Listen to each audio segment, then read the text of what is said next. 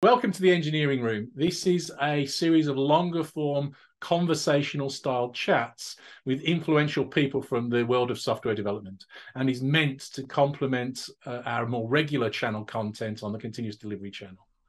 This series is sponsored by Equal Experts, for which I thank them. Equal Experts is a product software development consultancy with a network of over 1,000 experienced technology consultants globally. They increase the pace of innovation by using modern software engineering practices that embrace continuous delivery, security, and operability, and a lot of other ideas that we regularly discuss on this channel. So do check their links out in the description below. Today's guest is Bryan Finster. Actually, Bryan and I have never met in person, but we've become friends during the pandemic. I met Bryan via his work at Walmart and the dojo that he and others helped to establish there. Bryan was a driving force behind Walmart's successful adoption of continuous delivery at considerable scale and all that you can imagine that entails. Since then, I've come to recognize Bryan as a passionate advocate and practitioner for continuous delivery. So he's definitely in my good books. As I said, Bryan founded and led Walmart's DevOps Dojo, which used immersive learning to help teams solve the problems of continuous delivery. He now works for a consultancy called Defense Unicorns, who specialize in helping the US Department of Defense improve their software development practices with continuous delivery. Bryan's currently working with the US Airforce, where he's helping them to transform Platform One into a scalable software delivery platform for the US Department of Defense. Bryan's also a frequent writer, speaker, and evangelist for everything related to improving the flow of value delivery, and his stuff is always quirky and interesting, so I do recommend his blog sites. A recent blog post compared conversations about continuous delivery with conversations about flying cars with someone who's never seen anyone fly anything. So welcome, Bryan, and thank you very much agreeing to give us the benefit of your experience and expertise today. Oh, thanks for having me, Dave. I'm deeply honored. I'll say that your book, Continuous Delivery, was pivotal in my career. And it changed everything about what I was doing. Oh, thank you. So let's maybe your recent blog post is a good jumping off point. Flying cars. Why flying cars? There's a few quotes that I will throw at you from the article that I picked up. Continuous delivery can be a frustrating topic. It made us love development again. For the first time, I was able to witness an example where reputation understated reality. Yeah. So, CD is one of those things where if you've never seen it done, it's very difficult to believe that it's true. And, trying to communicate to people, get them over that hump is very difficult. And I had the opportunity to visit an organization where they do CD without ever talking about it. I mean, it was just amazing. You walk in and everything that you would think, this is what a high performing organization, this is how they'd work, they do. And they don't ever talk about it because it's like fish disgusting water. I mean, you don't, it's just a thing. And it kind of inspired me to write this post, where when you're trying to talk to people about continuous delivery and get them over that first understanding, it's like talking to people about flying cars when they've never seen anything fly at all other than birds. They don't think that flight's possible. And you're saying, but flying cars, we could do so much. And then you go to another country where flying cars are just ubiquitous. They're boring. They don't talk about them. It's just a commodity that they have that allows them to do things much better. And that was literally the experience. I spent, a week there interviewing engineers and how they work, and I was jealous. I was so very jealous. It is a surprising challenge, and I think you and I both recognize the same problem of, we're both believers. We know this stuff works. We've done this in difficult circumstances, and as you say, people find it hard to imagine, who haven't seen it, that it's even possible, let alone in challenging circumstances on big scales with technical demands and so on. I don't even have to be a believer because I have evidence. Right? Yes.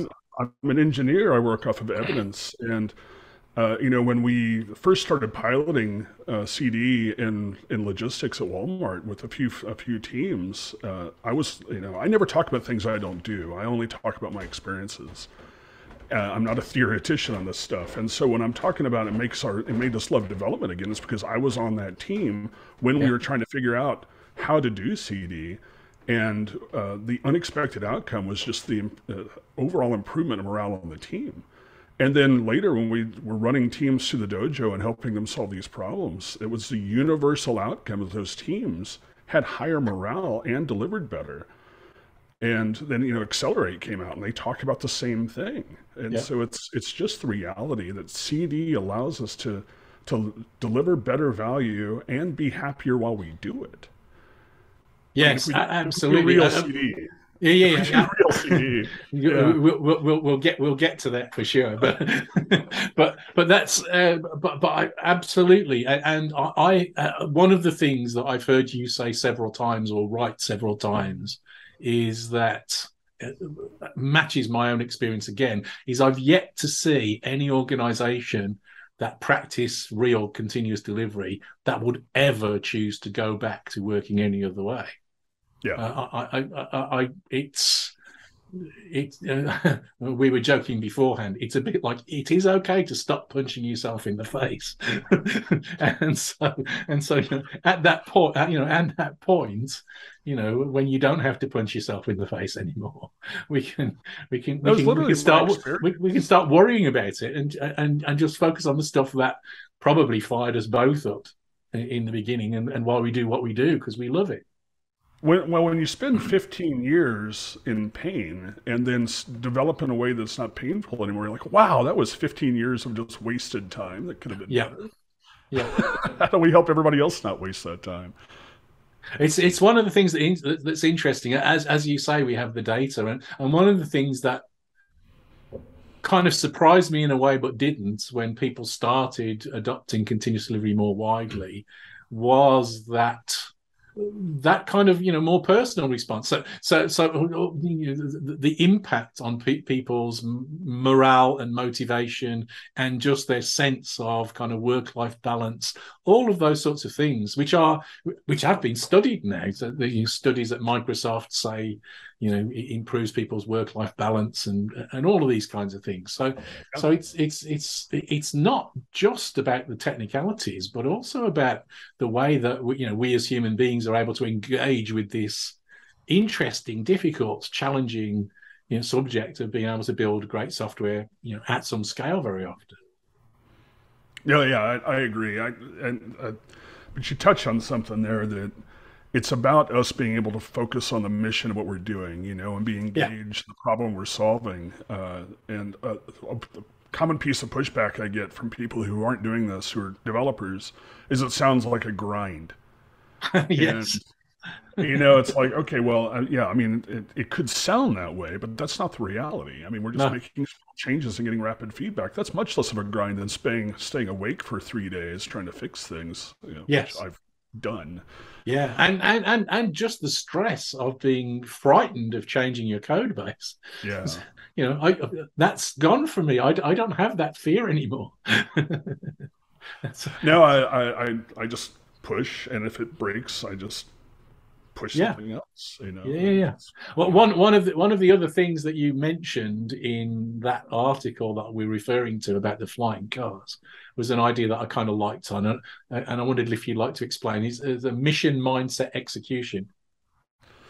Yeah, that's the other thing that really I admired about that organization. As you walked in the building, you knew exactly what their mission was. If you talked to the people at the coffee bar, they knew exactly what their mission was. Everybody was entirely mission focused.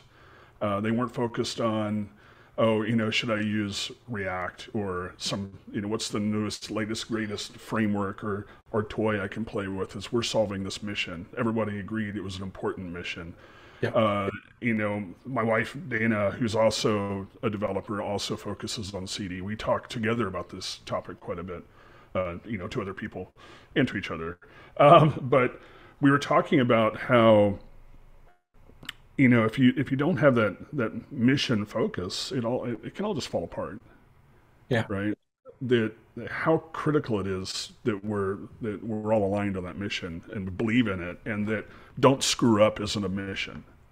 Yeah. Zero defects isn't a mission, right? We need Yeah. something that inspires us as a mission, and they have an inspirational mission, and everybody believes in it.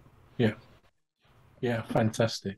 One more quote that from your article from there. Flying cars are real and boring there. No one talks about them.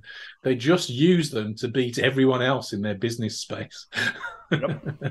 absolutely. It's just a commodity tool that they have, and they never discuss it. They just do it. Yeah.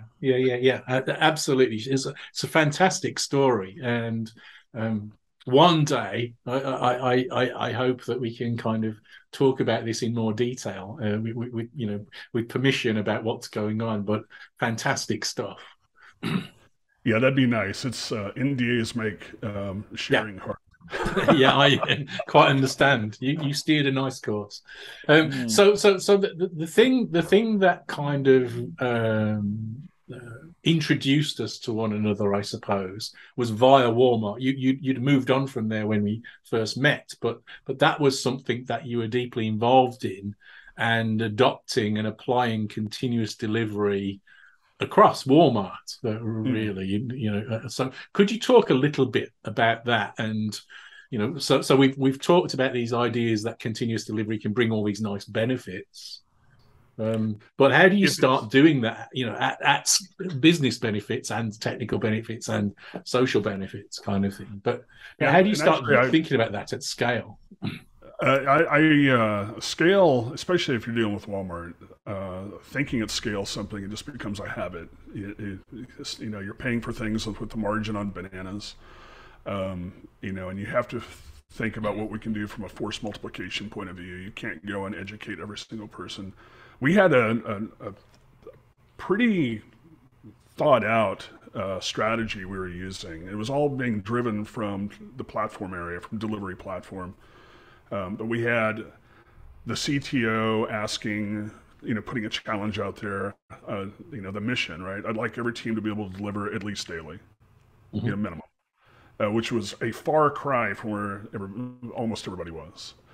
We also put together a very opinionated platform that made CD the golden path and not CD possible but painful, right?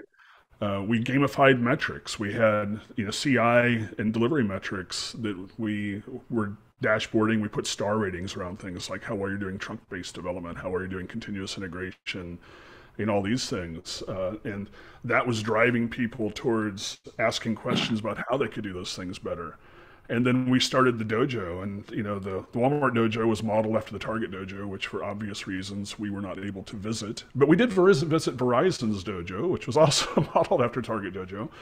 And the dojo wasn't like a center of excellence. It was a group of engineers who knew how to do continuous delivery, who would go and embed in your team. It was very similar to the test mercenaries at Google, where we would just go embed in your team, work with you, and not in a dogmatic way at all. It was just like, okay, we need to solve the problem of you're delivering like this today. We want to see if we can get to delivery daily. What are the things blocking us? Let's fix those problems. Let's work together to solve those issues. Yeah. And by the way, I've written about this. The issues are all super common. They're just, I won't bore you with them, but you can read my blogs, and I talk about the issues are always the same on every single team. Formed communities around this. We had my wife actually started the continuous chai community, which was kind of a spin on lean coffee, where it was everybody just networking and sharing what they were trying to do. It wasn't like, look at the great things we're doing. It's like, look at the things we're trying, And so it's this entire integrated approach. And I actually wrote about this for IT Revolution for their fall journal for 2020. And I lay out, this is, I believe, an effective strategy for change. We made a lot of impact for, as a team of 5, we made huge impact with that team. So it's a team of 5. How many people were you? Yeah. I understand. So how many people were you, you know, helping to facilitate change for? How many people were you helping? Well, Just give a picture of yeah, the relative scale. there's if you go look at the data in GitHub, there was about 18,500 active developers Yeah. globally. We were, that was our North Star, right? How do we help fix, Yeah. how do we help these people not punch themselves in the face every single day? And there was all sorts of things we were doing around scaling where you can't embed in all of those teams, but there's ways, we were using Gary Groover's material. I've actually written a strategy document before Gary even created that. So we need to create people who know how to do what we're doing in their areas, partner with them and help them do that. We don't want to be the center of all things. We know how to do it. Let's train other people and coordinate the effort. And that was the strategy we were running when I left. So you got a kind of training program based on Gary's material that would kind of get people sheep dipped in the thinking, I suppose. And then the dojo were the supporting team that the experts in the team topologies model. You'd call them an enabling team, where they were lending support to stream-aligned teams to kind of make the change. And one of the things we pressed really hard when we repeated constantly, number one, we're not Agile coaches. We can coach you on whatever Agile thing you want to do. We're not going to teach you Scrum or Kanban or whatever. We're going to teach you to get stuff done. Yeah. But we're engineers, and we're not telling you anything that we are not actually currently doing. We were also developing an application so that we could use that application to build another capability for the platform and also use it as a demonstration. This is how we actually do it. This is not theoretical. We're not just talking out of a book. This is what we currently do daily in our work. I think that's one of the useful kind of flying car tools. It's easier to have the conversation about flying cars if somebody's seen one, even if it was just an easy demonstration. So having that example, when I worked at LMAX building financial exchange, we were funded by a big sports betting provider, Betfair, when we started off, and they would often send people to come and just see how we were working, so that they could understand better, how this stuff actually played out, and then they could kind of take some of those lessons and start applying them. I think one of the keys that I've found often, though, is people look at the exterior, how things are done. Yeah, they miss the mindset behind it. Yeah. When we right after we were piloting CD and before we had this enterprise strategy, I went to the head of quality engineering and I told Kim, I was like, Kim, you need to hire me to drive CD as an initiative across Walmart. Because there was no strategy at that point. I said, because CD is a quality initiative. It's not a delivery initiative. Yeah. It's not about delivering faster. It's about delivering higher quality. And we need to drive it from this angle because you've got the organization in place. We just need to tweak how we're operating the organization and push the right message to improve engineering quality across Walmart. And of course, if we're delivering with higher quality, we get the higher speed as a nice side effect. It's a side effect, yes. Yeah. It's part of that core quality thing that we don't get good quality by driving large change and then hoping. We get good quality by finding out we had poor quality rapidly, but that mindset is so important. I mean, you can see, we build and deploy daily. Well, great, but why? Why are we doing this? And it's important to understand the why. And so how did you? I agree with you entirely, of course, that the mindset's the much more important thing. The technical bits and pieces of the solution vary by context and stuff. But once you've got the mindset, all of that stuff's easy because you just say, well, they've got this problem out. As you said, that's just an engineering problem now, and that's the easier part. I was at DevOps Days Dallas this past week, And I was talking to some of the vendors, and they asked what I did. And I was like, well, I focus on how do we deliver software better. Yeah. That's my primary focus. And they said, oh, really? What tools? I was like, it doesn't matter. And they kept pressing me on the tools. I mean, it's like, it's Yeah. entirely irrelevant. Whatever tools are needed, I don't care. Yeah. It just doesn't matter. Yeah. So how did you what sorts of things at Walmart did you do to try and promote that philosophy, and get that philosophy into those minds? Was that part of Gary Groover's training, or was it more than that? What sorts of things did you do to kind of so Gary's training seed came. that? We introduced his training just before I left Walmart. We got that in there as a pilot. You have to understand, a pilot for Walmart, it's like 5,000 licenses for his introduction training. Yeah. The goal being to just level set on our goals, because that's the biggest challenge, is understanding what it is we're trying to accomplish: stable quality signal, rapid feedback, get that out to all the managers and engineers who need the help, right? And so we don't have to introduce that at the start every single time. But before that, it's lunch and learns. We'd put together a lunch and learns where we would actually supply lunch, and that's how you get people in the room. Yeah. DevOps days. We had our Slack channel where we were constantly out there answering questions publicly, injecting new ideas, sharing Dave Farley videos. We were creating playbooks around the main problems we saw that were boring us. I mean, we're engineers, we like to solve interesting problems. You keep coming to us with the same problems again and again. So let's just codify the common solutions we've seen with some tips that you can go try, and then tell us if that doesn't work. Yeah. And then come bother us with more interesting problems. Actually, we managed to open source a huge swath of that content to the dojoconsortium.org. Is just how do we help solve those basic problems so we can get to more interesting things around delivery. Yeah, and yeah. So I've seen some of the materials, and real helpful. We try, but it's just blasting out the information and saying, look, any way that we can help, just let us know. And sometimes that help was going and talking to the director and trying to educate the directors so the director would let them. Just whatever. And trying to be that conduit between the people using the platform and the platform itself to, how do we improve the developer experience? What things are in place so we can make it easier for them to deliver software better? Even talking to compliance.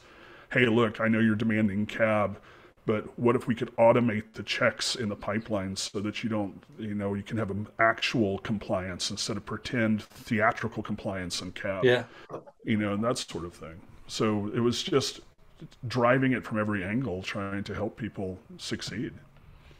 So that you're talking about the compliance function, and I don't mean this disparaging manner for compliance function, but it starts to think, in a big organization, of kind of the challenges of bureaucracy. And big organizations are complex beasts. They're not. Mm-hmm. It's not like working on a small team in a startup. You want to try and establish, you want to try and establish that kind of vibe in your small development teams. But the whole dynamic in these bigger organizations is very, very different. And the traditional response in long-standing organizations like Walmart is probably quite sensibly in many ways, but to build up a level of bureaucracy around some of those standard patterns and procedures and so on. And Sure. Over time, that kind of starts to accrue scar tissue, and that becomes a problem in itself. So what sorts of things did you face that were like that, and how did you start overcoming those? Because often you've got people whose whole job is to maintain and promote and keep the bureaucracy running.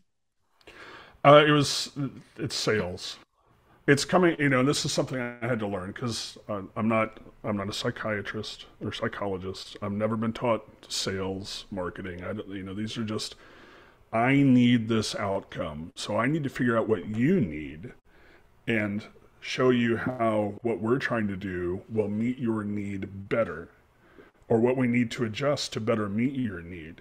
Yeah. because I promise that nobody in compliance wants to be spending all their time on paperwork. They just much rather have things be compliant. Yeah. That how can I make your job easy? Yeah. And that's how we focused on everything. When we were starting out the pilot in logistics, we went to, we had an external testing organization. We had an external operations, support, not infrastructure, but they were literally supporting the application, first and second level support in production. And we went to them and said, okay, now the way we're currently operating won't work with our goal around CD. So how can we work together to do that? Honestly, with the testing organization, it was much easier. It took some time to convince them that we could actually test better than the way we were testing previously. With the operations organization, it was super easy because they demanded a 90-day warranty period before they take something over. Since we were delivering daily, we'd never meet that warranty period, and we got to take ops back. Which is what I wanted in the first place, because when you have operational support for what you build, you deliver higher quality, and you know how to fix things, which they took away from us years before that. We took it back. Yeah, it's surprising how much the idea of being on call at 3 a.m. in the morning makes you test harder. Well, and that was when we started the dojo. Walmart's tagline at the time, and still is, was "Save money, live better." Right? And then all the platform tools, we had, like the orchestration engines, orchestrate more, live better. Well, the dojo's motto was deploy more, sleep better. And that's because of that 3 o'clock in the morning thing, I've spent too many years on pager not to deploy more frequently. Yeah. Yeah, me too. So the I just want to kind of pull out that one of the threads that you've said, because I think it's an important one. I get asked lots about people working in bigger, more bureaucratic organizations, and how you can kind of how do I get my product owner to care more about the costs of doing development, or how do I get the business not to be demanding 12-month plans ahead of time and all of those kinds of things. And one of my answers is exactly what you just described, which is try and find a problem that they really have and solve it in a better way. It's a good way of winning friends and influencing people. Well, the other advice I have is to find the people as high up in the food chain as possible and sell them on why this is needed. Yeah. That you really need the air cover, you need the people kind of driving at that level. You can't get it done at the grassroots. You can start, you can demonstrate what's possible, but it'll die if you don't have support from the top. And one of the mistakes that I personally made was we had CTO support, and I completely ignored everyone between the CTO and the development teams as far as trying to sell and educate. And that came back to bite us when the CTO left because he was an empty nester and he wanted a job where he didn't have to commute so far. Yeah. And then we had to go and figure out ways to rebuild, that air cover, and that took some time and slowed things down. And it was moderately successful. We managed to reach out and work with some VPs and SVPs who were trying to make change and explain to them what we've been doing and how we were trying to operate and how can we collaborate and make this a real thing, and how can we help? Yeah, and I think that the idea of sort of starting at two ends of the spectrum, kind of the very senior people in the organization and the grassroots, is a very common one for good reason. I've talked about that myself on occasion, but it's problematic. And people talk about the frozen middle, but again, you can't just look at them that way. They need things, right? So how can we reach out to them and show them that this will help them meet their needs? Yeah. And you have to constantly be going up and, I'd go just randomly walk into a director's office, hand him a copy of Accelerate, We handed out nearly 7 cases of Accelerate. Yeah. And just talk to them about it and say, hey, if there's anything I can do to help, what problems do you have right now? And here's some ideas about how we might be able to work on these problems by focusing on improving how we deliver instead of adding more process. I can't tell you how many safe implementations we helped burn to the ground. We called ourselves safe crackers. Another good blog post on your site. Yeah, I have legendary hate of Scaled Agile Framework because of the pain it has caused me and many other teams that I've witnessed personally. I've seen the pain, so I have legendary hate for it. Yeah. I've seen. I've not experienced it personally, but quite a lot of my clients have attempted it, or claimed to be practicing it when I kind of started working with them, and I confess I haven't seen a successful one yet. But I've seen a lot of pain. And one of the things we talk about, one of the things that I write about and speak about all the time was how when we ignored Scaled Agile Framework and focused on how do we re-architect the teams around, we focused on Conway's Law, strategic domain-driven design. Let's decompose this giant monolith. Let's re-architect the teams. We're going to focus on those teams being highly cohesive, loosely coupled teams. Good API discipline between the teams. Focus on continuous delivery and within the teams, not chain them together. Help people learn how to test better and do all of these things. That it was much more successful as a scaling framework. Yes. To descale. And this is a long time before other people, there was just something that we read your book. We read all the material that was out there at the time about how do we actually get this thing done. We knew that you move faster as units than you do as a train. Yeah. So how do we enable that? Yeah. And it works really, really well. Yeah, indeed. Could you kind of paint a picture of the before and after? Are there any examples? What was it? What was life like before versus what it was like after you'd made these changes? The reason that we started down the path with CD was because our SVP gave us this challenge. And I talk about this all the time. We were delivering every quarter. Now, let me just, an idea of scale. You're talking about one of the core warehouse management systems for the world's largest retailer. It was deployed to hundreds of distribution centers. And at one point, I was in charge of the merge team, which I rebranded the source management team. Our job was to create branches and merge those branches. And about 400 of them merging every quarter. So you can imagine the merge conflicts of a quarter-long branch. And every quarter, we'd deliver about 6 weeks late. We'd have at least a week-long 24/7 support war room going on with all the pizza you could eat. And life was pretty awful. And then, we started really focusing on CD and on the first pilot teams we were on. So I was on one team, one of my co-conspirators was leading another team, and we were trying to solve these problems. How do we actually do this thing, right? Why can't we do these things? Let's solve it. On the team I was on, it was focusing on a receiving application for the warehouse. We started off with just in a terrible spot, weren't delivering anything, fits and starts, and it got, after about 18 months, we had to learn all the skills from scratch, right? We didn't know how to do behavior-driven development, didn't even know what it was when we started. We knew that contract-driven development was a thing. We were digging into that. We were trying to figure out all these things. 18 months later, we were delivering to a production in a distribution center, getting feedback on Slack from the users on the ground at the distribution center, delivering 10 to 12 times a day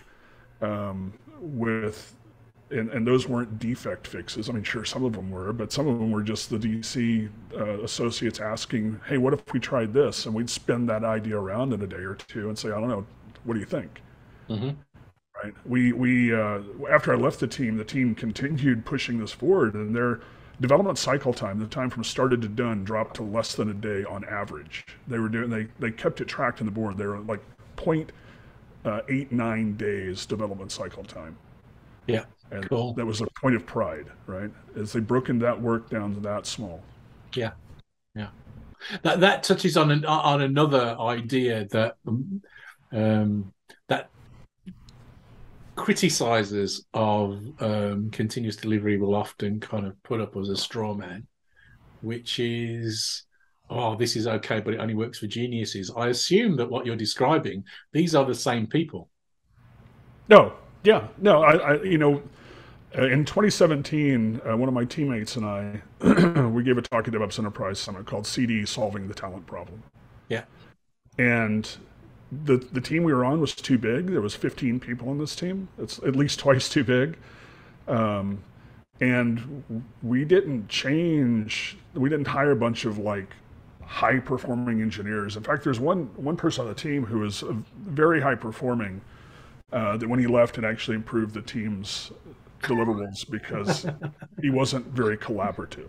Yeah. Right? And there was people there who didn't code very well, but they had other talents, and so we leveraged those talents. So focusing on, why can't you code better, right? We just used the skills that they had, and the entire team elevated. Yeah. People became more skilled at things. We didn't even know how to test when we started. But if you're doing continuous delivery, you have to fall in love with testing and data and metrics. How are we doing? And we have to fall passionately in love with that. And so we all learned together, and I wasn't an expert. I was just staying a chapter ahead of the team. I was the tech lead. My job was to clear technical impediments. One of those is, why can't we deliver today? And so that was my job full time. How do we figure this out? And so, you don't have to have a bunch of, A players or 10x engineers. Those are a myth anyway. You just need to elevate the team, invest in the people. They have the skill. You just need to teach them. Yeah, absolutely. That's a conversation that I often end up having with the senior people in my clients. At some point, very, very often, a senior person will take me aside during my engagement to say, Dave, you've been working with our people for a while. Can you tell us, are they good enough? Who are the people that we should get rid of and replace with other? And I say, they're all good enough. This isn't about that.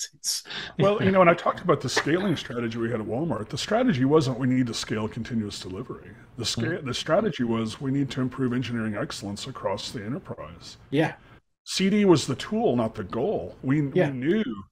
Jason Van Zyl was head of delivery platform, and he's a huge CD advocate. He's not vocal about it. He does other things, like he created Maven, for example. But Jason was that that person who said, look, this will be a game changer. This is how we can improve engineering across the enterprise in measurable ways, and give people a challenge that they can actually solve, and continuously improve on, that they have to learn to do it. There's just not a way to do CD without learning. And that's what I keep pushing. I know it's effective. We improve engineering talent by giving engineers a challenge to solve. So if you were talking to you a few years ago before you started doing this, and you're going to give somebody in your kind of position, you're giving them advice about how to steer this kind of change in their organization. What are the key bits that you'd give them in terms of the things to focus on, the things to think about, the pitfalls that they might run into? People try to scale too fast. Try to roll it out to too many teams. So I would say, number one, run some experiments. Learn how to do it. Don't walk in and say, I've read this book, we know how to get it done. You just don't know. There were so many things that I had to learn about, even how I interacted with my teammates. I used to be old school tech lead, do what I say. Yeah, that doesn't work. Right, I had to change my entire method of operating as a tech lead, and you won't know what you don't know until you try it. So fail small. Don't do big batch continuous delivery. That just doesn't work. measure, before and after, because one of the things we didn't do well initially was we didn't have a baseline of how we were performing. We didn't establish some good metrics up front and then show how those metrics were progressing later on. And when leadership changed, we had to then go and try to resell the entire concept to the leadership level in the area. It was very difficult because they didn't believe us. Yeah. So measure where you're at. Value stream mapping is a really lightweight way to do this versus trying to instrument everything. I prefer instrumenting things, but doing a value stream map and showing where the wait times are and showing how that's improving over time, and tracking how long it takes us to go from started to production. Done is production. Everything else is BS, right? Yeah. And measure those things and show that and advertise it. You have to get the buy-in, and it takes sales. People aren't going to believe it just because you say it's awesome. You have to show them data. Yeah, that actually goes back to something that you said earlier that I meant to pick up on, because that resonated with me and matched my experience, which is this idea. It's something that Martin Thompson and I used to talk to each other about when we were at LMAX, that we called internal technical marketing.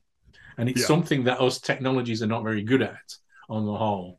But it's necessary to be able to, if you want to bring people along, it's necessary to be able to, at some level, be able to communicate and explain the reasons why this is good.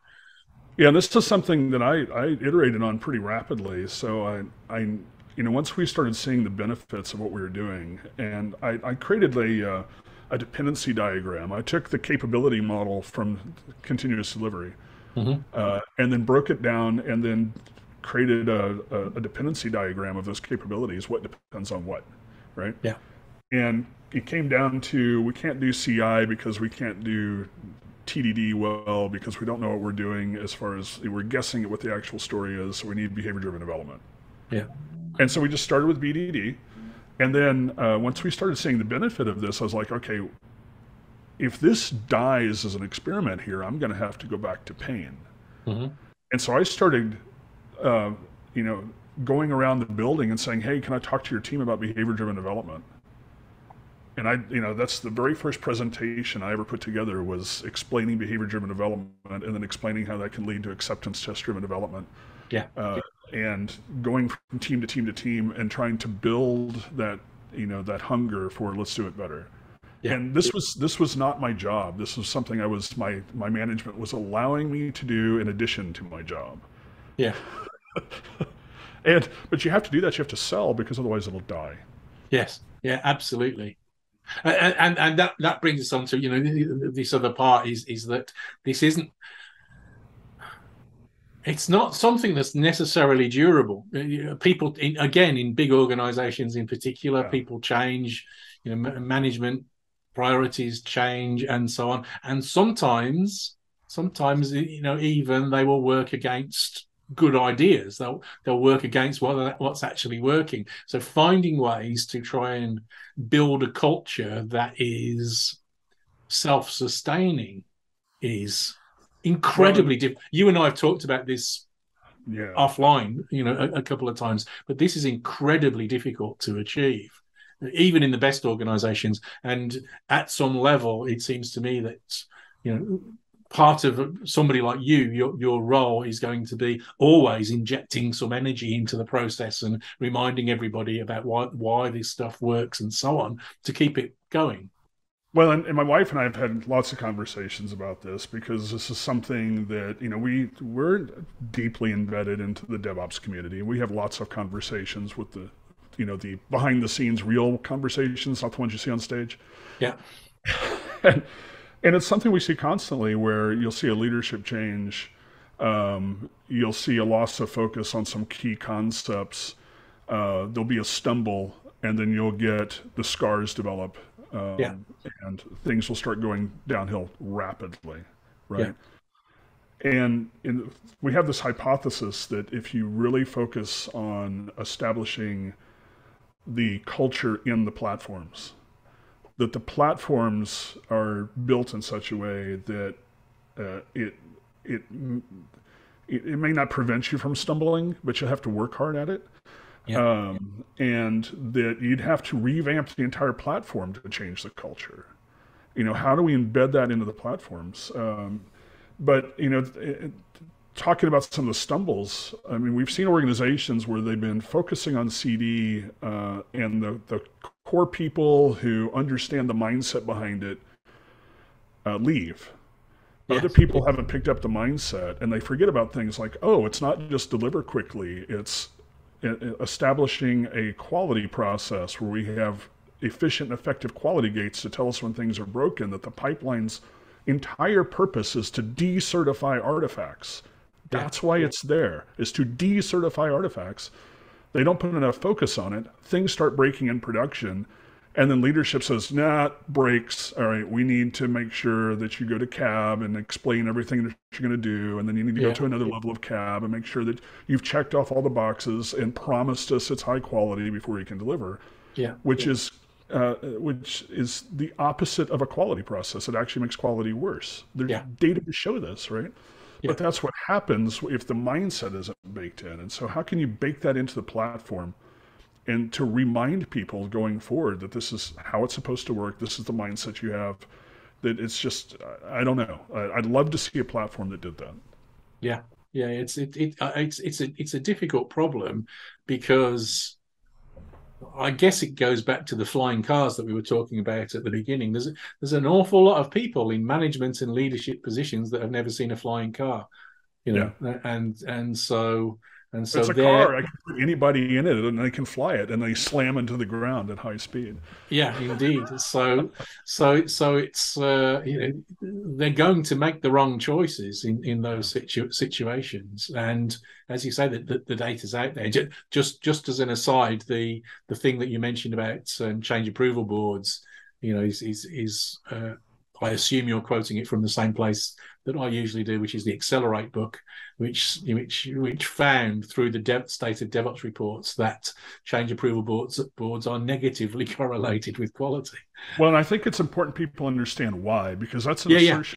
Like, that's a claim, right? But they need to understand why. And, again, CD is a quality initiative, and that quality comes from getting rapid feedback on very small changes. Well, CABs make change larger and delay feedback. Which reduces quality. I've been talking to some people this week, as it happens, on social media about doing this in safety critical systems, safety critical environments. There's a company in the pharmaceutical industry that are practicing genuine continuous delivery, making tiny small changes, and their safety's improved. So this definitely works, and we have lots of data. There's lots of data to kind of back these kinds of things up. I wish it's kind of not obvious. It's not that these people that haven't seen the flying cars are stupid. It's not necessarily obvious that flying cars work and that this is the truth. But it's counterintuitive if you've been trained on ITSM and legacy change management process. Absolutely. Difficult problem. So let's kind of move forward a little bit in your personal timeline. Is that you're now working with the US Air Force? Introducing continuous delivery there. That would surprise lots of people and sounds difficult. So tell us a little bit about is it the same challenges? Are there different challenges? Are there other things? What have you learned from this experience? Well, I've learned that the Department of Defense, they have applied, they have the thing called an authority to operate that you'll hear about. And this is a long process of certifying that your thing meets all the security and compliance standards required. And you get this authority to operate, and you're good until they have another review in 2 or 3 years. Now, that might work for a SCIF, like a secure building, that doesn't change very often. It's completely irrelevant when it comes to software delivery.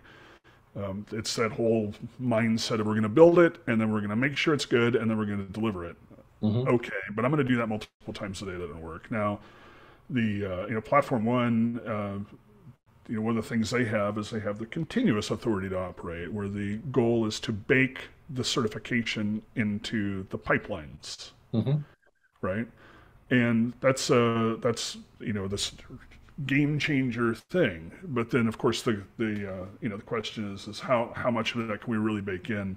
Some things require knowledge that can't be automated, and so how do we front load that versus that being an inspection at the end? And so there's honestly, other than the fact that you're trying to change a larger, more entrenched bureaucracy than exists in a company like Walmart, the challenges are very much the same. It's just overcoming the larger external bureaucracy and selling, just explaining to them how their current processes, again, are theatrics.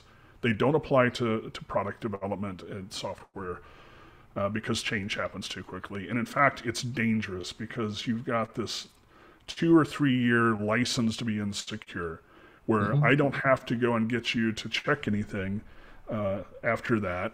You're just assuming that I'm going to have security after that. Also, with software, I can have something that's secure today, make no changes, it's insecure tomorrow, and I have to be able to deploy a change to fix that. If you're not doing CD, you cannot be secure. It's not possible to be secure without continuous delivery. Any attempt other than that is complete fantasy. So there's some great. There's a group of people that did. I think it's called the Rugged Manifesto, that came across my event horizon at some point a few years ago. And one of the things that they pointed out that really resonated with me was that the attack surface area that bad people try to exploit in most software is kind of almost eliminated if you don't run any software that's more than 8 months old.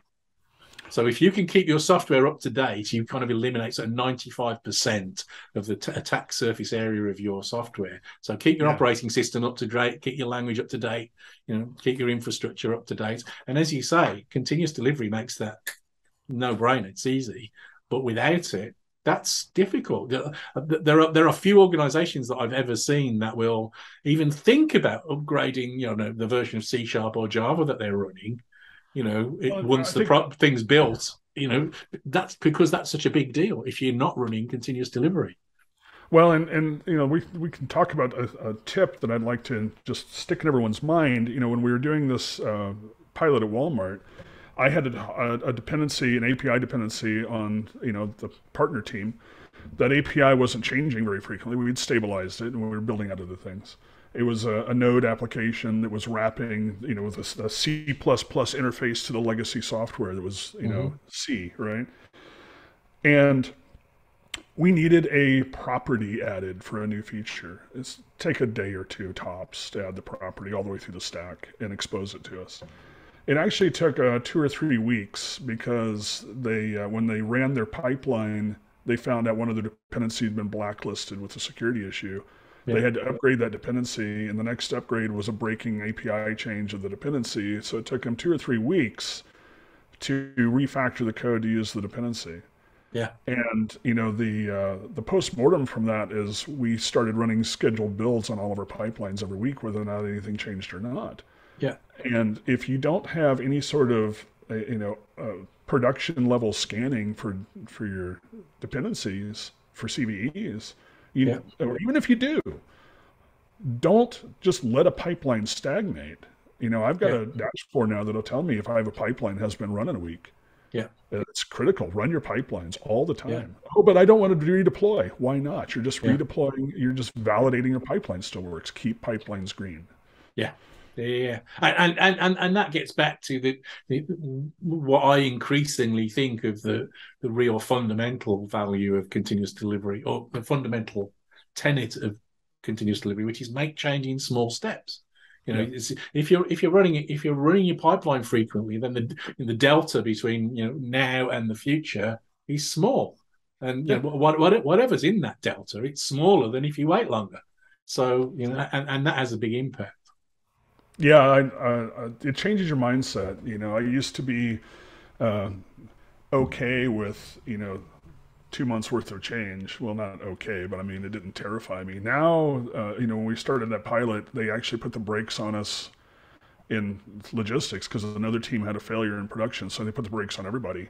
Yeah. And on day 5 of looking at the amount of change my team was making that was not deploying, I started escalating to the senior director about the level of risk he was incurring by not letting us ship. Yeah. And convinced them to let us ship to reduce the risk. Yeah. And so in the Air Force with the Platform One stuff, are you seeing any progress? Are things moving forwards in the way that you want? I mean, it's like anything else. In any change, there's fits and starts. Yeah, there's progress. There's more and more people talking about it. The idea of CD is getting more traction more broadly in the DoD. I think this is a critical national asset that we have these capabilities, and we keep driving them. That I know, speaking as an American, that we have adversaries who don't like us very much, and I'm pretty sure that their systems of government, where it matters on things like this, have less bureaucracy than ours do. Yeah. And that bureaucracy, while it can in some cases be a benefit, in cases like this, it's dangerous. You don't see that level of bureaucracy when there's a shooting war for good reasons. Yeah. And as an outside observer, it seems to me that the American government in this is a stupid thing to say already. I was going to say the American government in general seem to be taking some of this stuff seriously, but I am seeing pockets of people talking about different things. There was I've forgotten his name. There was a gentleman at the Department of Homeland Security that was pushing continuous delivery quite hard a few years ago, and there was some articles that I read about doing regular, frequent, small batch deployments to fighter jets. And so on for actually, some systems. Platform One, they delivered to a U2 in flight with the platform. Yeah. So that's kind of cool. That was a while back. But yeah, there's more people coming in from industry trying to help. The new CIO, well, relatively new CIO to the Navy, is pushing these same concepts. It's just there are huge bureaucracies to adjust, and there's a lot of education required to get it done. Yeah.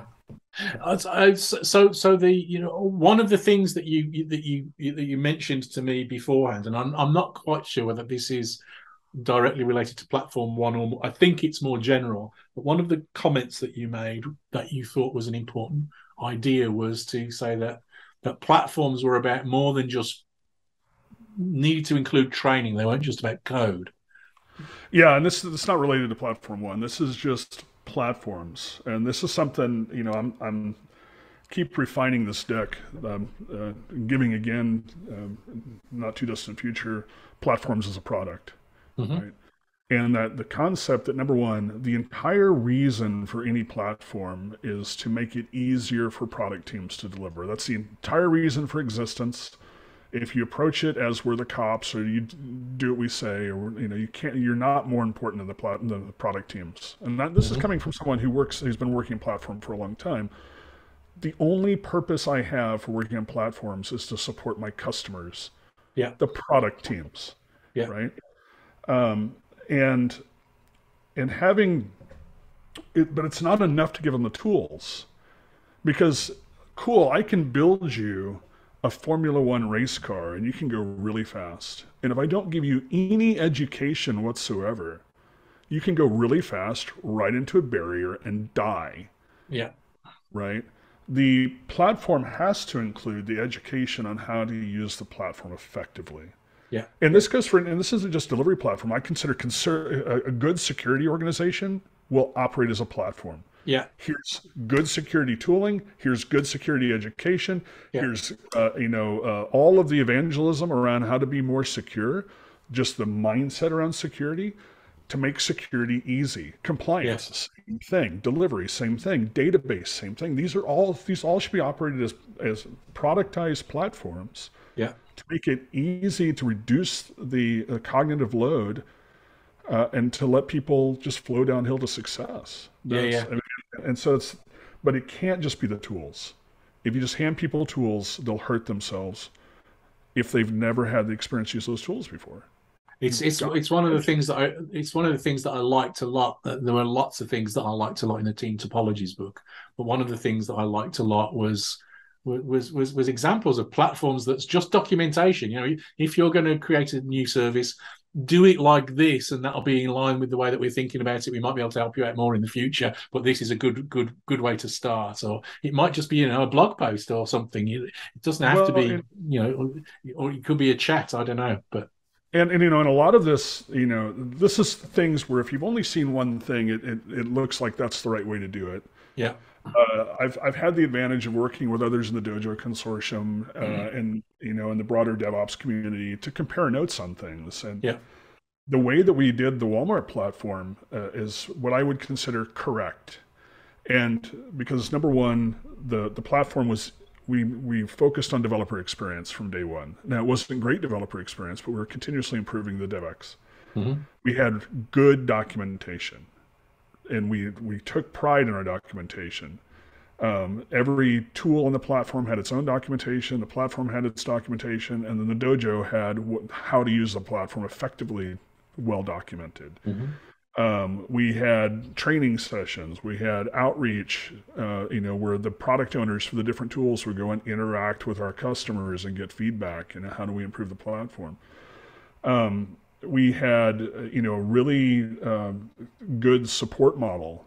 We, you know, where we're very disciplined about answering the common questions quickly, documenting things. So there's, hey, have you looked at the documentation? Hey, have you taken the training?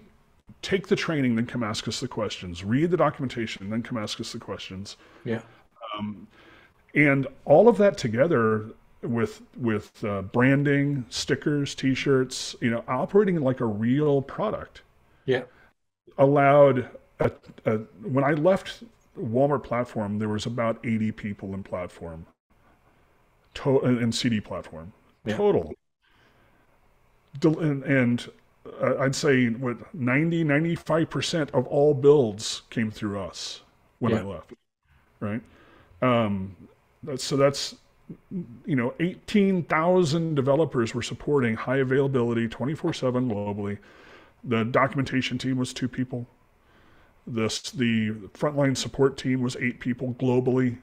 And so you have to just picture that, right? Our way of operating allowed us to have this small group of people who were mostly doing development support this huge organization. Yeah. Because of the focus we had on operating at scale. It's so incredibly important. Because one of the other things that my old boss, he was speaking on a panel at PlatformCon, and they're talking about this problem that platforms have where they try to take on everything instead of focusing, we do this. Yeah. And then bury themselves and collapse because they become overhead. Yeah. And how do you become revenue neutral so that you don't cost anything? You're not going to make a profit, but how do you get as close to zero as possible? Yeah. And that's something you really have to focus on as you're thinking about how do we stand up a platform. Cool. Yeah. Thank you. I think we're probably starting to get close to time, but there's a couple of things that I just wanted to mention of things that you've been doing again, kind of, you know, open source out there. One of them's minimum CD. Could you talk a little bit about minimum CD? Yeah, so we started as a conversation at the virtual bar at DevOps Enterprise Summit. We were talking about how people they just look at the tools and they'll build and deploy, or and so they get hurt or they cause problems in their organizations, and CD literally gets banned in their organization. Yeah. Or people say we're doing continuous delivery, we're delivering once a month. Yeah. Because continuous delivery means we deliver on demand, and we only demand once a month. Yeah. Right. And going back to the goal of continuous delivery in this context is to improve the organization. Yeah. But you're not going to get there if you're not doing real CD. And so a bunch of us put together, okay, we have a lot of different industries represented here at the bar, lots of different delivery contexts. It's not just web apps in the cloud or something. Yeah. What is the minimum set of activities that will get us to improving the organization, like they talk about in Accelerate, that's true in every single context. And so we just put that list together, and it's like if we couldn't if it wasn't true in every context, we took it off the list. Yeah. Right.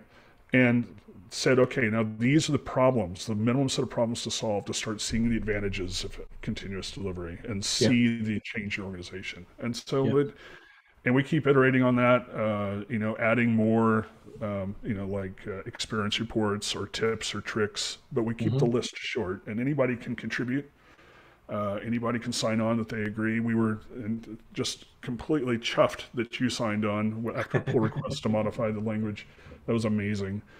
And so we've been getting a lot of feedback that people are actually using this now to kind of drive the strategy in their companies. Yeah, great. Thank you. One of the around the same time, one of the other big wins that certainly amused me was that you got the inventor of Gitflow to admit that it was not compatible with continuous delivery. So the other recommendation I have for people is if you're frustrated, don't just rant. Have a beer, or in my case, have a bourbon, and then go see if you can get people to fix it. Yeah. And that's what I did. I was just like, I had one too many conversations with a tech lead who said that Gitflow is the only way to do delivery. Yeah. And wanted our platform to support Gitflow. And so I tweeted at Vincent, please fix this. That was great. Very and Atlassian changed their definition to say that Gitflow wasn't the recommended practice. The other tip I have for you is to make sure and grow your external network, because a friend of mine left TVA and moved to Atlassian. I said, Alex, we can fix the Atlassian documentation. Great. One more thing to add on, which is maybe even funnier, is scaled Agile DevOps. I am proud to be a scaled Agile DevOps master facilitator. No, accredited facilitator. Accredited facilitator. I'm sorry, that's quite true. SADMF. Yeah. No, that actually, we were at a Dojo Consortium, like private mini conference, and we were talking about how can we push some of this information out to the community? How do we open source the stuff that we're doing? And we were listing all these ideas and things. And then at the end of it, I said, what we really need is a scaling framework. And of course, everyone started throwing things at me because that's completely antithetical to where we were going. But then at dinner, Ross Clanton, who founded the Target Dojo, we were sitting there and just out of nowhere, he said, Scaled Agile DevOps Maturity Framework. So you too can be a SADMF. And so I went home and registered those domains. And it took me a couple of years to get around to it, but we started building out content. And so there's things, everything in there is based off of something real that people are doing. Yeah. With the addition that release trains aren't very agile because trains don't turn. So we have release convoys because convoys can change direction. So it's all nautically themed. It's very, very amusing. And I've done at least one YouTube. I should have worn it today, but I've done at least one YouTube video where I wore the T-shirt. Yeah, that was amazing. I have had some people give me feedback that I really need to put a disclaimer on there that it's not real. Yeah, I'm sure that people read it and think it's advice. I mean, my position on that is that if you work somewhere where they think that's real, you should immediately quit. I think it's just a litmus test for intelligence. Yeah, I think on that note we should probably call a halt. It's been lovely talking to you today, and your experience of doing these things is so valuable and so interesting to learn from. And I'm sure that there's going to be lots of people that will have found it helpful. So thanks again for agreeing to do this today. No, it's a privilege. Thank you, Dave. I mean, all of us have got to be out there pushing, or we're just not going to bring the industry forward. And I'm just honored to be part of the team. That's great. Thank you. I will wrap up by saying thank you very much indeed for watching, if you've got this far. And if you've enjoyed the content and you aren't already, hit subscribe and hit like. Thanks again, and thanks once more to Equal Experts for sponsoring today's episode. Thank you.